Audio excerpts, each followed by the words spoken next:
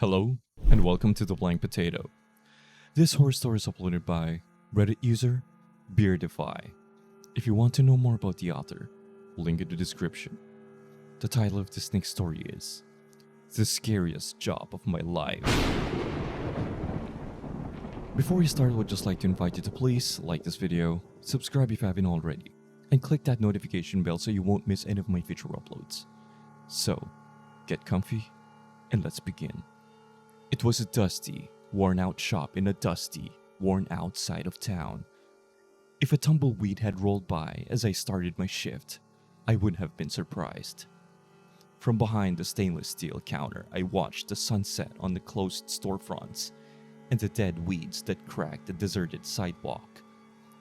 My job, as the owner had explained it, was to make pizzas and sell them. The day before, he'd shown me how to prep the ingredients, bake the pizza, run the cash register, and perform all the tiny tasks that kept the pizzeria running, even if it was only running on life support. By 8 o'clock, I had nothing left to do but wait for clients that barely came. The black and white checkered tile floor was immaculate after I'd mopped it twice due to boredom. The neon sign glowed in the squeegeed window. Heaps of fresh-cut vegetables and masses of dough seemed to look expectantly at the door. Yet, the customers still failed to appear. I was looking into the blackness outside, thinking about my life choices. What if I had chosen a different major? What if I hadn't dropped out when that girl broke up with me? When the little brass bell over the door, which I had also polished, rang loudly. In front of me, a brown-haired white guy in a business suit. The suit seemed a little wrinkled, and the guy seemed in a big hurry. But nothing I saw then seemed very alarming. "Let me get a pizza," the guy grunted. Okay, what kind?" I tried to smile. The guy licked his lips and ran his fingers through his greasy hair, like my question was an annoying minor detail he didn't want to deal with. He jabbed a finger at the menu and jerked it away as though it burned him. "Double pepperoni." I tried to confirm. "Sure, be right on it."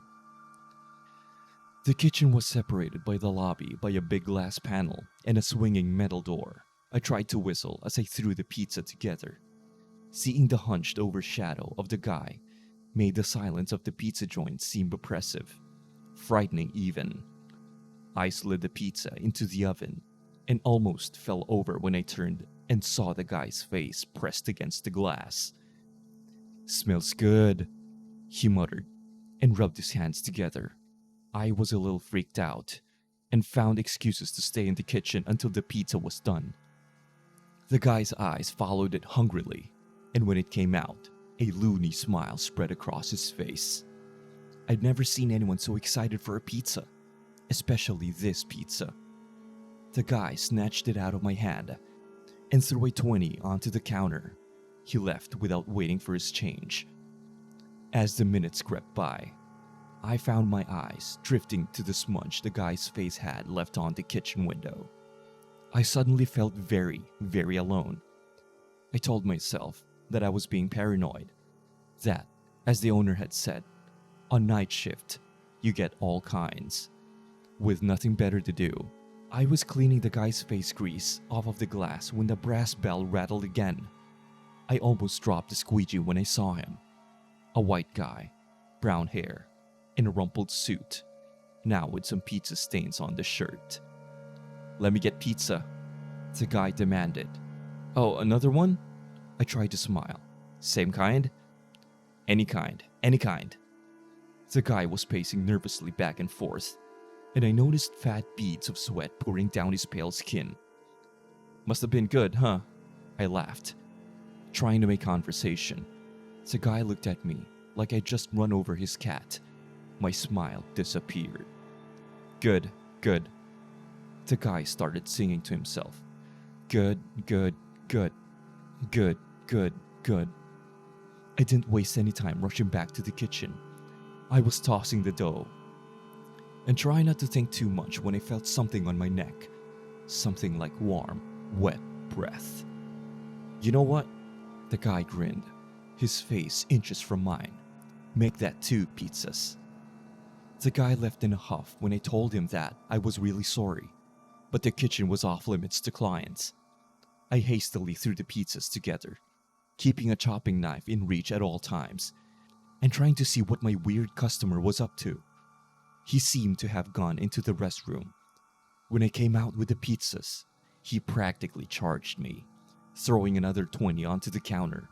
It wasn't enough, but since he had overpaid before, and because he was looking at those pizzas like a dingo looking at a plump, healthy baby, I wasn't going to push it. After the guy stormed out, I tried to rationalize my situation. Had the weirdo done anything, really, to make me feel like I was in danger? Maybe he was just friendly, or hungry, or high, or all of the above. Although I wasn't supposed to have my phone at work, I kept it at a ready just in case. If the guy got near me again, I'd call the police. I felt the lump rising in my throat as a shadow shape approached the door. The neon glow made me blind to anything outside, so I breathed a sigh of relief when a tall, blonde woman strode in. My relief died as soon as she spoke. "Let me get pizza. 6 pizzas." Her croaking voice was identical to Suit Guy's. I heard her voice echo after me as I hurried for the kitchen. "Actually, they're for the whole family." 6 pizzas turned out to be a lot of work, especially with all the distractions, like my old friend Suit Guy appearing again and going straight for the bathroom, or the little kid that showed up next and followed him in there, or the blonde woman tugging on the kitchen door, which, fortunately, I'd locked. She disappeared for a bit, and my blood ran cold, thinking that she must have been looking for a way back into the kitchen. Things got even worse when she came back and the bathroom door opened. Suit Guy wasn't wearing his suit anymore, just a loose tie that hung down over his slick, emaciated chest. I could see every one of the poor guy's ribs. The blonde woman and kid stared at me, smiling, as I put their order together. Suit Guy swayed behind them, covering his face with what was left of his jacket. Something red was dripping out of it onto the floor. With trembling hands, I unbolted the kitchen door and slid the pizza boxes out along the black and white tile floor. Just as I had expected, they were snatched immediately. The family hadn't paid, but I didn't care. I locked the front door and called my boss as I went to see what Suit Guy had done to the bathroom. Needless to say, there was pizza everywhere. Bloody pepperoni splattered the mirror, and cheesy stalactites hung from the ceiling. In the toilet was something indescribable, and my boss wasn't answering my calls. I set my phone on one of the few unsullied surfaces and tried to think of a way out of cleaning up the nightmare in front of me. I must have been in there for longer than I thought, because the next thing I knew, I heard something shatter outside. I bolted out of the bathroom and saw a garbage can rolling through broken glass on the floor, and the blonde woman stepping through where the window used to be. The wild swinging neon sign illuminated a rabid look in her eyes. She wasn't alone. Suit Guy, the kid, and several other figures followed her, nice and casual, like they broke into restaurants every day. "Let me get 1,000 pizzas!" the kid bellowed.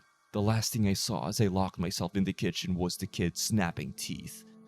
I ran through the darkness and ensured that the back door was locked. It was. I heaved a sigh of relief and slid down onto the floor. Now, all I had to do was call the police. The police. My phone. My phone was in the bathroom. I heard a scraping noise from the lobby. The blonde woman was running her long pink fingernails down the glass of the kitchen window. Behind her, I saw several others like her, like the kid, like Suit Guy. All thin, all hungry, all with their eyes on me.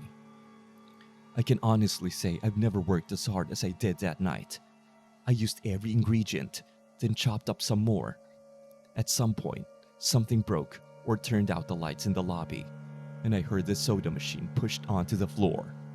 In the dark, the sound of lapping tongues. Everything I could grab went into the oven, and got thrown out into the abyss of the lobby, where it was devoured instantly. The slavering, ripping, and gnawing sounds out there in the dark were a good reminder of what I felt sure would happen to me if the pizzas ever stopped coming. As the night wore on, I began to have a serious fear of running out of ingredients.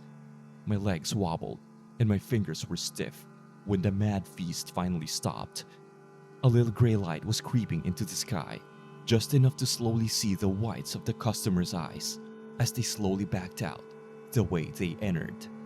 When I finally dared to leave the kitchen, I found a mountain of wrinkled cash sitting atop the register. The foyer looked about how you'd expect. Out of the gloom, something grazed my arm. I shrieked. "Lock the door, didn't you?" The pizza shop owner was offering me a mop. He sighed. "Rookie mistake." "You should have warned me," I shouted. "Warned you how? Would you believed?" He rolled his eyes. "I quit." I tore off my apron and wondered if I should storm out the door or the window. "Count that." "Excuse me?" I spun, ready to smack the owner right in his fat, mustached face. "Count that. The money. 15% is yours. It says so in the contract. You count that, then decide if you want to quit." What can I say? I counted it. Then I went home and got some sleep. After all, I've got a lot of pizzas to make tonight. If you enjoyed that video, feel free to hit that like button and subscribe if you haven't already. And click one of the videos here if you want more horror stories like that. And as usual, I'll see you again next time. You have a creepy